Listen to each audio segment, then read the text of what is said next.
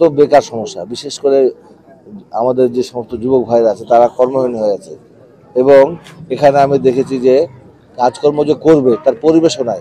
বিশেষ করে কৃষকরা তাদের কাঙ্ক্ষিত ন্যায্য মূল্য পায় না। আমি অ্যাগ্রোভেজের ইন্ডাস্ট্রি করার জন্য অ্যাগ্রোভেজের ইপিজেডকে আমরা আহ্বান করব। এবং আপনারা জানেন যে এর আগে আমরা যখন বিএনপি ক্ষমতায় ছিল তখন কিন্তু একটা পরিকল্পনা ছিল, সেই সমস্ত পরিকল্পনা আছে।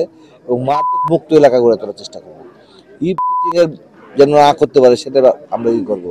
কিশোর গ্যাং যেন তৈরি না হয় এলাকা এলাকায়, সেই জন্য আইন শৃঙ্খলা পরিস্থিতি আমরা করবো।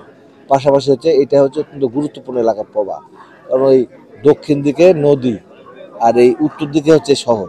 এই শহর ডেভেলপমেন্ট হবে এই সমস্ত জায়গাতে। আগামী দিনে এটা নগরায়ণ করা হবে। এটা হচ্ছে আমরা যেটা মনে করি যে এটা আমাদের প্রাথমিক। এবং আরও যে সমস্ত রাস্তাঘাট, স্কুল কলেজ, অবকাঠামো যে সমস্ত উন্নয়ন হচ্ছে সেগুলো পর্যায়ক্রমে আমরা এটা করবো। তো দীর্ঘ 17 বছরে আমরা তখন আসলাম, দেখলাম যে এই 17-18 বছর আগে যে রাস্তা করা হয়েছিল সেই রাস্তার বেহাল অবস্থা আপনারাও দেখলেন।